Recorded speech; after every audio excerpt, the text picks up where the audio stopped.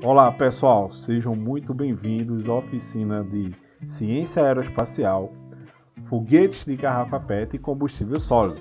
Prazer, meu nome é Tiago Brito, professor físico, e hoje aqui estou trazendo de uma forma meio extrovertida, tá certo? A importância do estudo e desenvolvimento de foguetes, tá certo? Para a nossa vida, para o nosso cotidiano. Vamos passar agora por uma breve história dos foguetes, tá certo? Há registros de sistemas semelhantes a foguetes em 300 a.C., pelo filósofo matemático Arquitas, tá certo? Ele era tipo um pombo de madeira que lhe dava uma propulsão, tá certo? E aí foi considerado como um foguete, tá certo? Os foguetes mais primitivos foram criados na Ásia, com o uso de bambus e fogueiras para pirotecnia, há milhares de anos antes de Cristo, mesmo antes da criação da pólvora, que ocorreu por volta de 2.000 anos atrás. Mas como é que funcionava esse foguete, né? Sem pólvora? A gente sabe que o bambu ele tem estágiozinhos, né? E quando era jogado na fogueira, ele teve um momento que ele rompia, tá? Aquele estágiozinho, aquela câmarazinha, e ele saía disparado lá, como se fosse uma pirotecnia. Porque você sabe que entre bambu eles são casinhas lá, como se fosse um canto que fosse fechado a cada nó que tem no bambu. E era assim que funcionava o foguete antes da pólvora, né? Com a criação da pólvora, as técnicas foram somadas, né? E o resultado dessa explosão era ainda mais atrativo. Então, foi quando justamente se teve a questão dos fogos. É atrelado na China, a criação dos fogos. A primeira notícia que se tem do seu uso é do ano de 1232, na China, onde foi inventada a pólvora, usada a princípio em fogos de artifício, como entretenimento, e mais tarde, como a gente sabe, pessoal, que é uma coisa até chata, foi usada, né, para o uso bélico ofensivo, tá certo? Os foguetes foram introduzidos na Europa pelos árabes, tornando a ser usado em conflitos europeus, logo após a Guerra dos 100 Anos, 1337, 1453.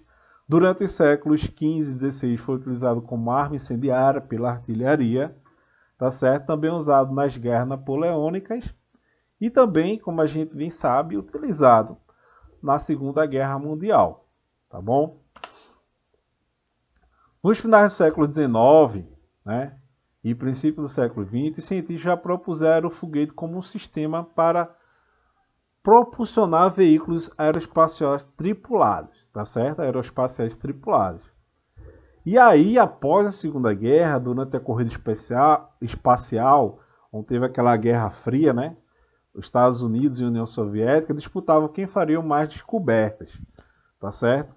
Foi naquele período, né, que o pessoal chama também de Guerra Fria, e assim, né, foram lançados satélites artificiais, sondas espaciais, expedições tripuladas para o espaço, até que finalmente foi enviada uma viagem tripulada para a Lua, né? A gente sabe que teve essa disputa, e aí como se teve essa ideia que o foguete, né, ele poderia também ser considerado um veículo aeroespacial tripulado. Uma dúvida que muita gente tem, tá, pessoal? É entre o foguete e o míssil, tá? Um míssil, vamos botar assim, ele é controlado. Um foguete, ele trabalha mais como se fosse um projétil, tá certo? Ele tem mais uma questão de ser lançado antes e ter uma previsão de onde vai cair. Já um míssil não. Um míssil, ele tem essa questão de você lançar e conseguir teleguiar ele para algum lugar. Então essa é uma grande diferença entre um foguete e um míssil, tá?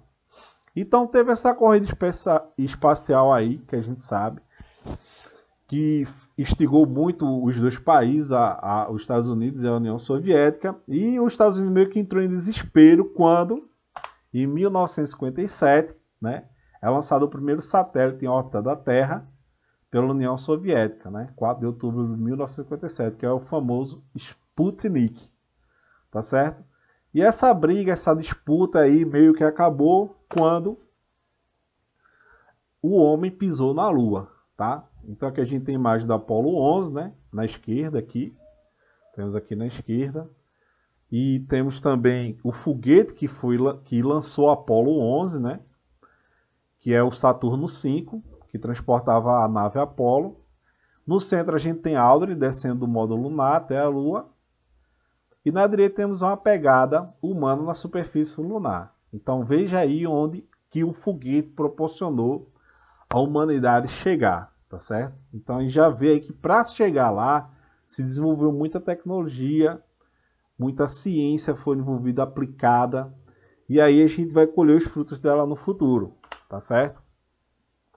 Então, qual o princípio de funcionamento de um foguete? O funcionamento de um foguete se baseia na terceira lei de Newton, a lei da ação e reação. Por quê? Aqui, ó, isso é considerado uma câmara de combustão, tá? Aqui existe uma combustão, né? Essa combustão ela gera uma pressão que, se não tiver nenhum orifício, vai igualar aqui em todos os lugares, vai entrar em equilíbrio. Mas se tiver um orifício, um bocal aqui, ela sairá e produzirá um empuxo. Esse empuxo provoca um desequilíbrio que, para que seja corrigido, para que seja equilibrado, uma massa, o gás que sai daqui, ele é propelido, né? E assim o foguete se deslocará para cima. Quando o gás sai para baixo, para ação e reação, como reação, o foguete vai para cima, tá certo? Então isso é a pressão exercida pelos gases em combustão, tá bom? E aí, a gente tá vendo aqui, por exemplo, ó, a gente tá vendo aqui um foguete que está levando um ônibus espacial, tá? E a gente vê aqui, ó, tá liberando gás. Olha a quantidade de gás que ele joga aqui, pessoal. Não é pouco, não, ó. Essa pressão, esse empuxo faz com que o foguete reaja, né? Aqui está sendo jogado o gás no sentido para baixo e, por reação, também conservação do momento, o foguete sobe. E aqui ele está subindo, levando um ônibus espacial, tá? Então, algumas características sobre os foguetes, né? Alguns tipos de foguete. Quanto ao tipo de combustível usado, existem 3 tipos de foguetes, tá? O foguete de combustível líquido, em que o propelente e o oxidante estão armazenados em tanques fora da câmara de combustão e são bombeados e misturados na câmara onde entra em combustão. Então, esse é o tipo de foguete de combustível líquido. Foguete de combustível sólido, que é o tema da nossa oficina, em que ambos os propelentes e oxidantes estão já misturados na câmara de combustão em estado sólido. E existe o foguete de combustível híbrido, né? Em que o propelente e o oxidante estão em câmaras separadas e em estados diferentes, líquido ou sólido, ou gasoso ou sólido, tá? E aí tem a combustão, tá certo? Ele é híbrido, ele tem essa mistura, tá? Eles estão separados, mas no momento que eles vão entrar em combustão, né? Aí eles entram em contato e há queima, tá? Também temos tipos de foguetes, né? Propelidos por fontes de energia que ainda não são dominadas e, portanto, ainda impraticáveis, dado o estágio da tecnologia atual, que são os foguetes que utilizam antimatéria e o foguete que utiliza fusão nuclear, tá? E também quanto ao estágio do foguete, tá? Um foguete pode ser considerado um foguete de um estágio só, que é chamado foguete monolítico, ou seja, ele só tem uma câmara de combustão só, tá certo? Acabou o combustível lá, acabou a queima, acabou a combustão, já era, só tem aquele estágio. E tem o foguete de múltiplos estágios, né? Que vão se queimando em sequência, são descartados quando o combustível acaba, permitindo aumentar a capacidade de carga de um foguete. Aqui a gente tem um exemplo, tá? De foguete de múltiplo estágio. Vamos observar primeiro isso aqui da esquerda. Ele sai do chão, ó. Aí chega lá, acaba o combustível dessa câmara de combustão, ele ejeta e aí começa a combustão na outra câmara, tá certo? Então, no outro estágio do foguete, tá certo? Então, ele sai do chão, ele chega a determinada altura que o combustível acaba, ele ejeta essa câmara aqui e agora passa a utilizar o combustível da câmara que estava no estágio superior. Aqui a gente tem um exemplo também de um outro foguete, só que ele já tem aqui, ele tem 4 câmaras de combustão, tá? E aí, no momento que acaba esse combustível, ele passa agora a utilizar essa câmara aqui, ó, tá? De combustão para continuar o foguete conduzindo sua missão, né? Lá, voando. Então, pessoal, é isso. O que significa foguete de múltiplos estágios, tá certo? Ele vai queimando combustível e aí, quando acaba, ele ejeta e continua com o próximo estágio. Então, vamos passar agora para os benefícios trazidos com os programas aeroespaciais, né?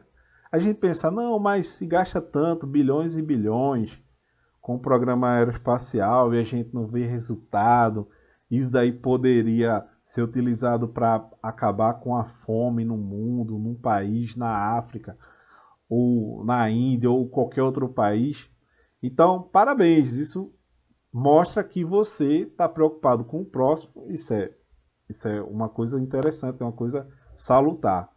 Mas a gente sabe que não é só isso, né? Além disso, algumas tecnologias foram desenvolvidas e foram benefício para a humanidade. Por exemplo, hoje a gente usa GPS, Waze, outros tipos de GPS para se conduzir numa cidade, pegar a melhor rota. Isso é o que? É devido a satélites e GPS, sinais de televisão, além de internet, telefone e muitas outras coisas. Tá? Outros benefícios que os programas aeroespaciais trouxeram foi o estudo climático, que utiliza imagens extremamente detalhadas para entender melhor o meio ambiente e o impacto causado pela mudança climática.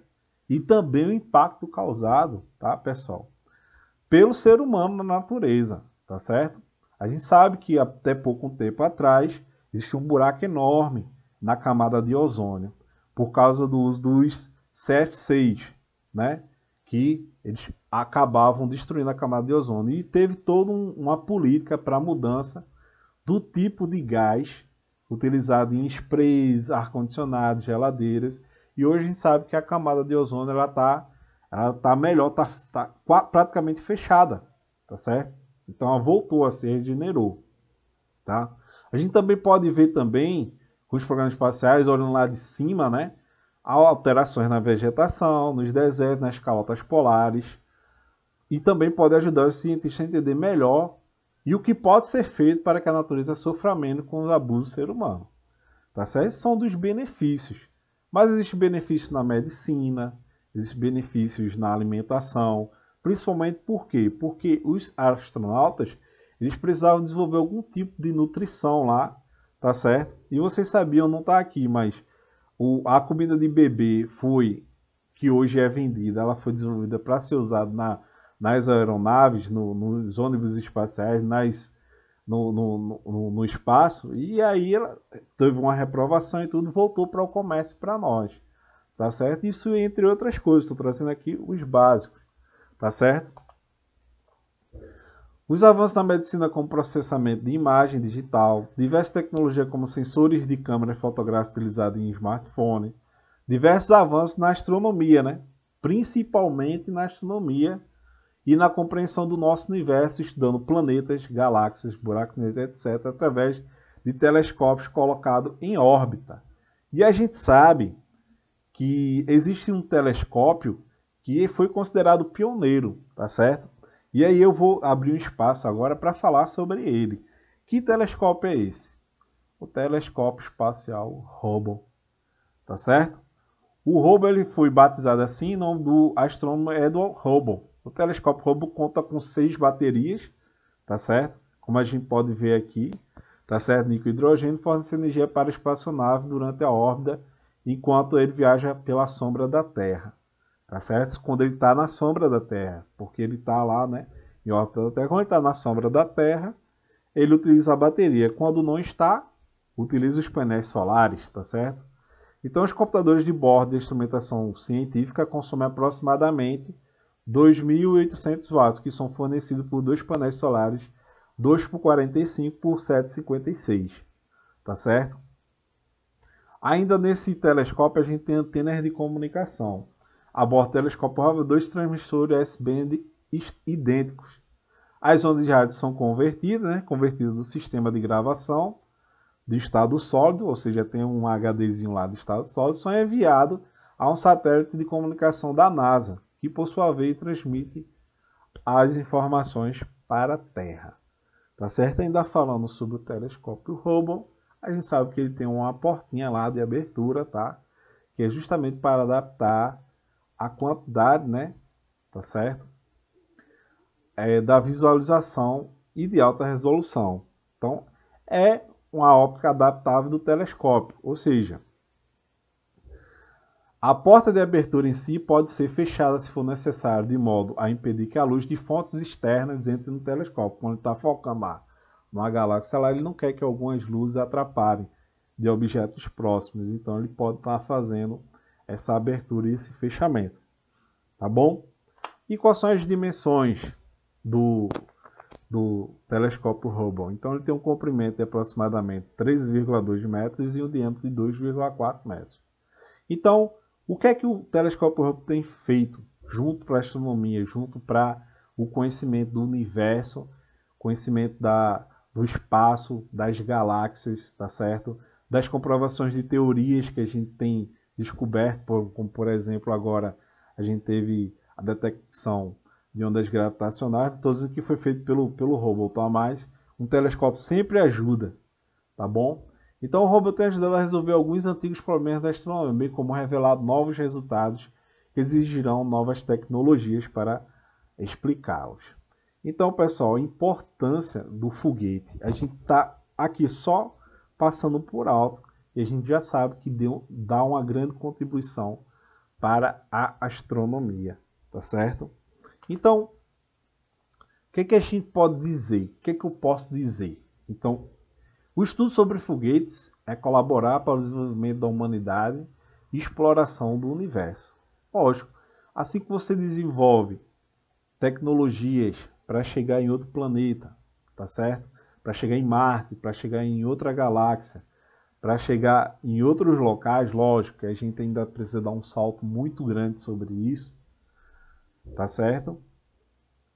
Cada vez mais vai beneficiando a própria humanidade. Então, o que é que eu posso dizer aqui? Os benefícios podem ser disponibilizados em novos serviços de telecomunicações, melhoria no sistema de navegação e nas atividades de geoprocessamento, refinamento e monitoramento do quê? Das fronteiras, das florestas, das queimadas, que a gente teve episódio aqui no Brasil, tá? A questão do INPE, tá? Então a gente sabe que teve queimada porque a gente estava lá com os satélites direcionados para a Terra. Avanço no gerenciamento de recursos naturais, no estudo e comportamento do clima e pesquisas na área de biométrica, bem como a facilitação do envio de objetos para pesquisas em longas distâncias. Então, em suma, sabemos que o estudo sobre foguetes e a ciência aeroespacial, ela, apesar de custar cara e tudo, ela tem nos trazido comprovações, benefícios para a humanidade, tá certo? E também, pessoal, ela tem demonstrado como é o universo. A gente não tinha tanto conhecimento do universo e das teorias da física, da astronomia, se não fosse por causa dos foguetes. Então, é importantíssimo a gente se manter, lógico, olhando para dentro, para o nosso planeta, para a preservação de recursos, mas também explorar o universo em busca de desenvolvimento para a humanidade e para a proliferação e, quem sabe, encontrar vida em outros planetas. Tá certo, pessoal? Então, isso é o que eu tenho deixado para vocês, tá certo? Espero que tenham gostado. Até a próxima, tá certo? E a gente se vê na oficina aí de foguetes, tá certo? Foguetes PET e combustível sólido. Um abraço e até a próxima.